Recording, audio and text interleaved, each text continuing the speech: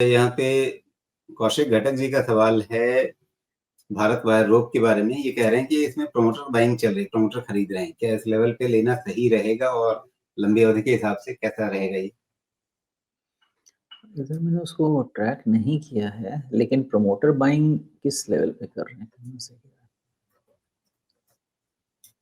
ये भारत वायर किसी कारण से इतना गिरा था, मुझे एकदम याद नहीं आ रहा है किस कारण से ये गिरा था। कुछ तो था इसमें। भारत वायर रूप से जो रिजल्ट देखते हैं, रिजल्ट का कोई ऐसा इश्यू नहीं है। 2015 मुझे याद तो नहीं आ रहा कि क्यों गिरा था, लेकिन जी, अब इस लेवल गिरावट पे तो अगर काफ़ी प्रमोटर तीखी बाइंग, थी। हाँ, कुछ रीज़न था। उस समय मैं इसको ट्रैक कर रहा था तो एक थोड़ी-सी वेग मेमोरी है। एनीवेज़ प्रमोटर बाइंग एक अच्छा सिग्नल होता है, क्योंकि वो अपने बिज़नेस को बहुत अच्छा समझते हैं। और ये आप मान सकते हैं कि अगर प्रमोटर बाइंग है, तो मेरा अंदाज़ा ऐसा रहेगा कि 200 के नीचे स्टॉक नहीं जाएगा। ऐसा नहीं है ना कि प्रमोटर बाइंग अगर होगी तो इस लेवल से नीचे नहीं जा सकता है स्टॉक। लेकिन अगर इस लेवल पर प्रमोटर बाइंग हो रही है, तो प्रमोटर इसके नीचे लेवल पे भी खरीदना पसंद करेगा। तो अच्छा, आपने रिट्रेसमेंट भी लगा दिया 207, तो हाँ, मैं 200 के आसपास समझ रहा हूँ, जहाँ पे बेहतर लगता है मुझे। अच्छा बेट बन जाएगा 195 से 200 के रेंज में। That will be a better point अगर यहाँ से खरीद रहे हैं प्रमोटर तो। लेकिन उसके नीचे रिस्क ओपन होगा, फिर उसकी रीअसेसमेंट करनी पड़ेगी। तो और रही बात इनके ग्रोथ की, तो ग्रोथ और फंडामेंटल पे तो ऐसा कुछ इश्यू नहीं नज़र आ रहा है मुझे, अभी नंबर्स जी, देख के। लेकिन एक स्टैग्नेशन तो है ना। आप इनके तिमाही नतीजों को देखें अगर, तो वहाँ पे साफ दिखता है कि भई लगभग 24 करोड़ रुपए का प्रॉफ़िट 24-26 तक जाने के बाद वहाँ से प्रॉफ़िट आपका घटता हुआ जा रहा है पिछले 2-3 तिमाहियों में। एक स्टैग्नेशन है और आपकी सेल्स भी जो है, वो 150 के आस-पास अटक गई है। उससे ज़्यादा आगे जा नहीं पा रहे हैं आप।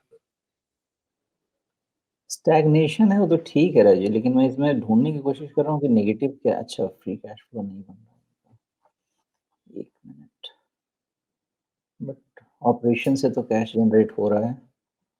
नहीं, मुझे वैसा पैरामीटर में तो कुछ भी इतना नेगेटिव नज़र नहीं आ रहा है। मेबी देखना पड़ेगा क्यों इतना गिरा है, किस कारण से गिरा है, बिकॉज़ सारे पैरामीटर्स यही कह रहे हैं कि यहाँ से ज़्यादा डाउनसाइड नहीं होना चाहिए, वैल्यू मर्ज होनी चाहिए।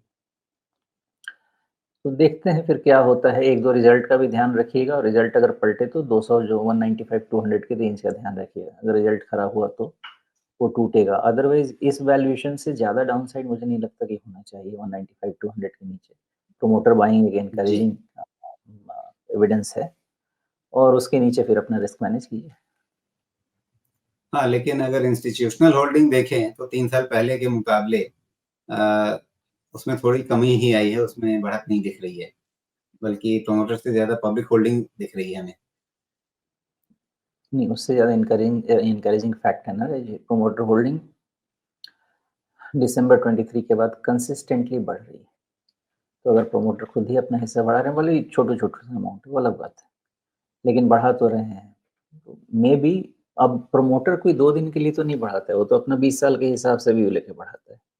तो कहीं न कहीं उसको लग तो रहा है कि यहाँ से बिज़नेस उसका बहुत डाउन नहीं जाएगा। कितना भी जाएगा तो 10% का रिस्क रहेगा, तो और खरीद लेगा।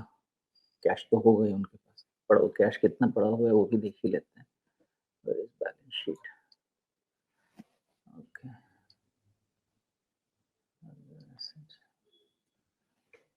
ठीक है, कैश तो ख़ैर ज़्यादा नहीं है इनके पास। 8 करोड़ के आसपास का कैश दिख रहा है करीब-करीब। तो कैश तो बहुत ज़्यादा नहीं है, लेकिन फिर भी खरीदारी तो कर ही रहे हैं। तो देखिए कितना खरीद रहे हैं, कितने में जी। कितना-कितना खरीदा है वो थोड़ा ध्यान रखिएगा। क्योंकि 1,500 करोड़ की कंपनी है, प्लस ये अपना ऑलमोस्ट 1% का स्टेक बढ़ा चुके हैं।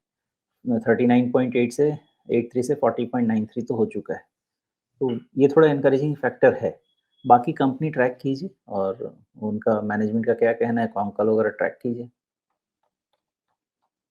जी।